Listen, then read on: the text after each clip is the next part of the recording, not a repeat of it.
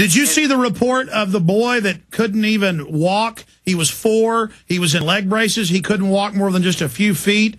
They had just gotten him in that last month to be able to walk a few feet in a wheelchair. They made him get out of the wheelchair without his parents' help and go through the metal detector while he was crying. It's all an act of submission, recording our naked body because somebody might do something. We're all guilty now. That's correct. And I think we're going to see more and more of that kind of thing as, quote, a deterrent to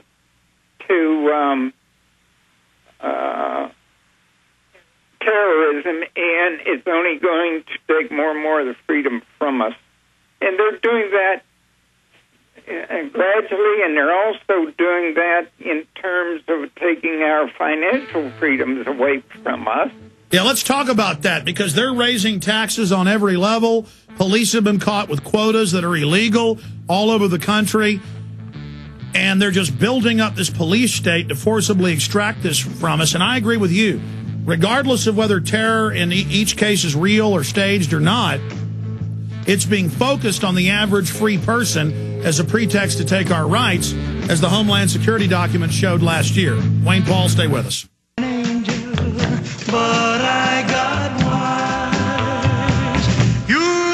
Well, our predictions borne out. Glenn Beck's gone wild, saying a 9/11 truther shot the people at the Pentagon with no evidence of it other than some message board stuff. Here they are from last night. September 11th, conspiracy theorist opens fire at Pentagon. Why are they so scared of people that talk about staged events? But we're getting into that in the next hour after Wayne Paul leaves us. Wayne is a CPA. He's been battling the IRS, exposing their activities for years. Whether you think the income tax is constitutional or not, what we know isn't constitutional is their treatment of people. No due process, their own special courts, seizing things just because they feel like it, just like the family court.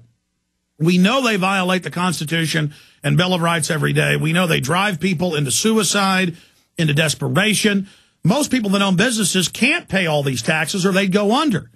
Wayne Paul, you've been battling these guys for years. You were talking about financial tyranny as we went to break. Talk about that now.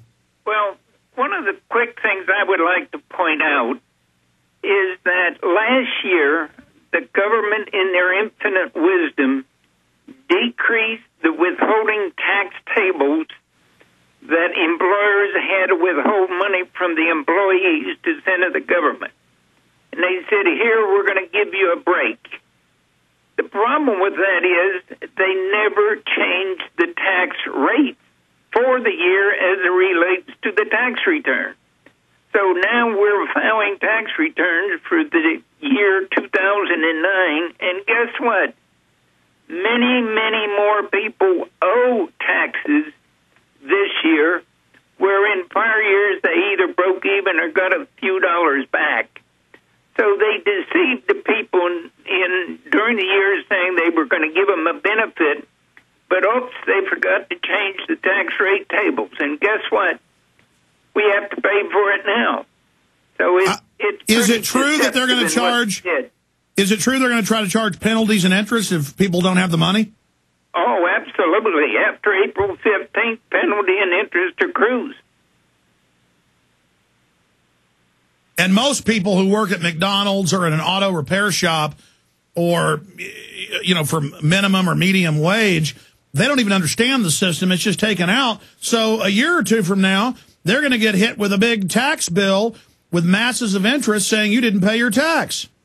And that's absolutely the case, and that's probably the most frustrating part of my work, is try to negate or eliminate penalties and interest on taxes because of errors the IRS made as well as errors that the taxpayer makes.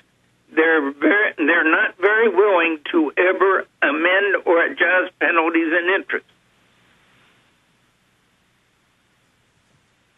And the IRS makes a lot of mistakes, don't they? Well, there was a GAO audit about 15 years ago where the GAO put 10 people in a room, gave them all the same tax information, and lo and behold, when the 10 returns were submitted, there were 10 different answers. So who's right? And now what we found is they've changed the laws the last 3 years for CPAs. You can tell us about that, putting burden on you. And so CPAs I've now found that I keep hiring are trying to make me pay more than I even owe under the fraudulent system because they're scared. So they just say, give all your money to them. Get all your money. Everything must go. Yeah, what happens is I am now being audited under my tax preparer ID number to see my consistency or how I prepare returns. And if they find something that they believe would be inconsistent to the code, then they can come and just attack me as a preparer because I consistently do something that they consider is not correct. So they audit the preparer as much now as they audit the taxpayer. Well, let's come back and get into more of the IRS abuse that you've seen, because from all the reports I've seen, they don't even follow due process, nothing. They just grab bank accounts, do whatever they want. Well, unfortunately, that's the case, and it's difficult to properly answer every IRS notice.